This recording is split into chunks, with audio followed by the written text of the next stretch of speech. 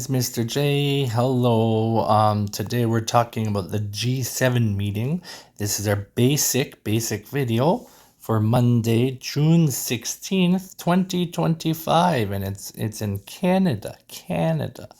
The G7 meeting. These are G7 leaders, prime ministers, and presidents from very important countries, and or powerful countries. I think this is good news. It's good for these people not to fight and to meet together and talk, right?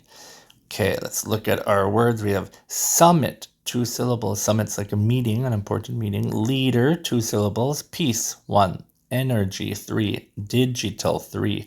Conflict, 2. Missile, 2. Diplomacy, 4. Tariff, 2. Security, 4. Green, that's just 1 syllable. Tension, unity, 3 syllables. Statement, 2 syllables. And nuclear, 3 syllables. Okay, let's look at this. Canada is hosting the G7 summit, a big meeting of leaders from the world's richest countries. Even though it's only seven countries, it's maybe almost 50% of the world's power and money and economy. So that's why this is a very important meeting, okay? 50% almost. The summit is from June 15th to 17th in Alberta. Alberta is a place in Canada. Prime Minister Mark Carney is the G7 chair. He's the leader of Canada, and he's the chair. Chair means a leader of a meeting, okay? The goals are to talk about peace, new energy, and digital changes, and ways to work better together, which is good, right? But a sudden war between Israel, the country of Israel, and Iran has changed the plan. This happened last week. We'll talk about it tomorrow, but it's not good. The leaders now focus on safety, diplomacy, and keeping oil and food prices stable. So they changed the topics of the meeting because of this war, okay?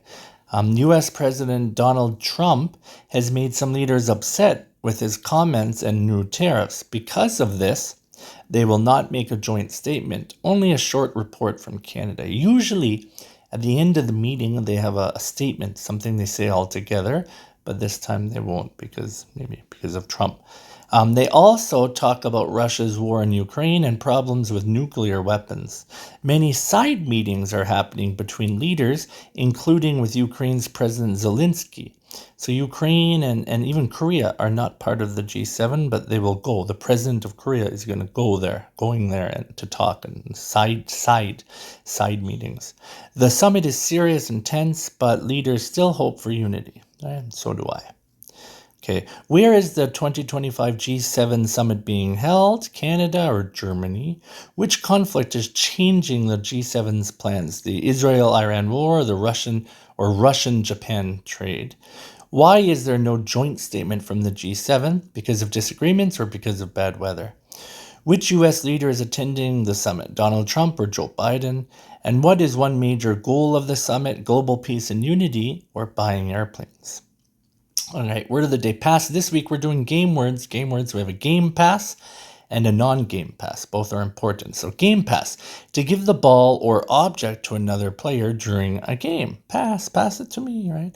Or English non-game pass, to succeed in a test or to move beyond a place or stage, right? Like I passed the English test or something like that. All right, let's look at the phonics of this. The spelling, P-A-S-S, you got to write it like that, but you could also pronounce it like this. Pass.